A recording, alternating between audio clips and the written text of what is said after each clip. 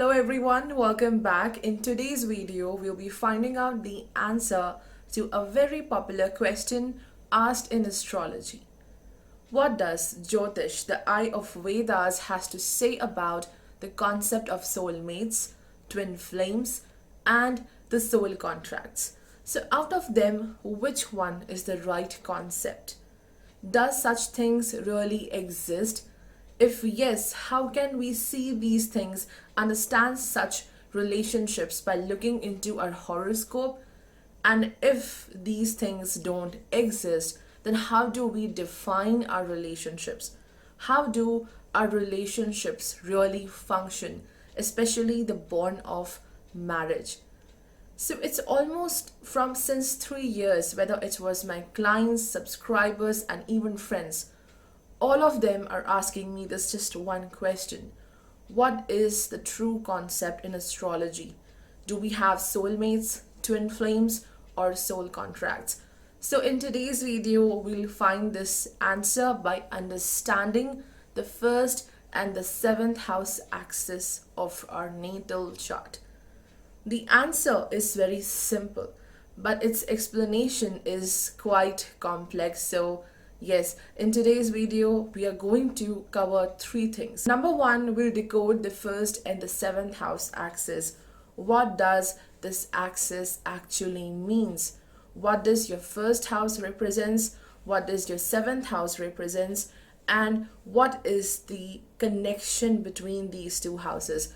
This will give us the answer of our burning question. What is the true concept of our relationships? Soulmates, twin flames, or soul contracts? Number two, we'll understand the basic difference between the first seventh axis of Rashi and Navamsha. How these two different axes are defining our bond of marriage. Number three, there will be a little story time. Few days ago on my Instagram, I have posted this picture where I mentioned how the Epic of Ramayana beautifully defines the first and the seventh house axis. So if you really like story time, do watch this video till the end. So all the timestamps are given below. Let's start with our analysis. We all are a part of this ever expanding universe, also known as the Brahmand, the cosmic egg. Within this egg resides a life force or primordial energy which leads to many creations.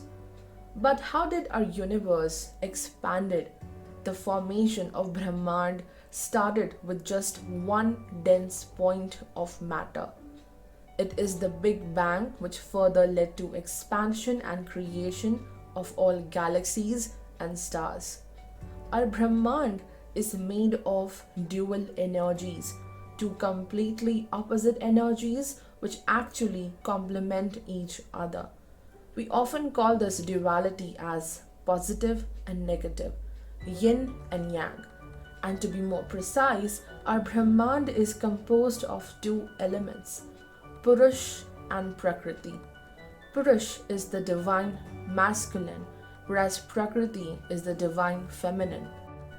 And it is the blending of these two energies which led to expansion of universe. In the same way, there is a Brahmand within us, and this little universe is made of life force, or you can say life energy, which symbolizes our consciousness, power, and potential. Now, in order to manifest success and fulfillment, this energy must grow and expand, but this one point of energy cannot grow by itself. It needs a creative medium to express itself. That's why whenever we are born, our very own Brahmand, life force energy, undergoes a Big Bang explosion, just like how our universe was created. So our life force polarizes into two elements, Purush and Prakriti. The masculine element, Purush, stays in the first house, this is the house of self, but the feminine element, Prakriti, moves into the house of spouse, which is the seventh house, and this is not the house of self. This is not your area. This is a stranger house. So, till now, everything sounds like a perfect fairy tale, but from here starts the real story of what life truly means. This house is your ascendant, the rising point, east direction. This house is your descendant, the setting point, west direction, and that's why the lord of this house is considered to be a Maraka. So, sun rises from the east direction and it fulfill its duties and it's completing its journey, and then finally it sets in the west direction. So in the same way, in order to grow and manifest, you will chase the seventh house, and this Purush element is withdrawn towards the Prakriti. And remember that you are attracting towards your own creativity, because when you were born, your creativity went into the seventh house. So you will chase the seventh house in order to get a medium to grow, expand, and manifest. This house is the medium to express your potential and talent. This house is all about potential, your talent, your qualities, but this is the house of growth. And this will give you an opportunity to blend and interact with the world. But this house is like a fort, which is made of quite high and thick walls. What is a fort? It's a defensive structure which prevents the invasion of enemy. So in this process of chasing your growth, chasing your own dreams, creativity, and spiritual success, you will come across this defensive structure around the seventh house. And at the gate of this fort is your enemy who will prevent you from getting into this house. And who is this enemy? This is your partner, the spouse. Seventh house is known as the Kalatra Kshetram. So Kalatra means wife, and Kalatra also means something which is difficult to defeat, because Kalatra means Durg. Durg means fort, something which is quite difficult to defeat. So, wife, the spouse, acts as a limitation and obstacle in reaching to your own self, reaching to your creativity and success. That's why monks and highly spiritual people undergo the vow of celibacy, because wife acts as a Maya and limitation in this journey of understanding yourself and expressing yourself. Overall, our major aim in life is to attain spiritual success. So, this journey is all about attaining spiritual success, understanding yourself, and then the partner acts as a limitation. So, who is this person who is blocking your path? Is it a soulmate, twin flame, or a soul contract? Well, this person acting as a limitation is the one with whom you share a strong, pending karmic contract. So, the right word is a soul contract. So, you will come across a soul contract in this journey of self exploration.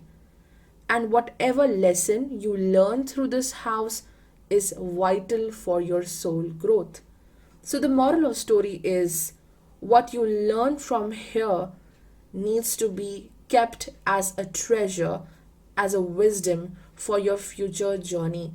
Being stuck to this house due to its difficulties will never take you anywhere. So, whether you have positive or negative experiences from here, your responsibility is to just carry on with these lessons and forget the rest and continue to move on, because the moment you start thinking you may get overwhelmed through the affairs of this house, you will be stuck.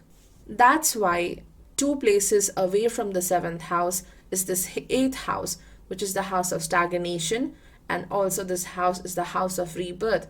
So either you learn your lessons and undergo a rebirth, or you just get stuck over here, which will lead to further stagnation. Therefore, the first and the seventh house axis not only shows the nature of your partner, but it shows the lessons which will be derived from your partner.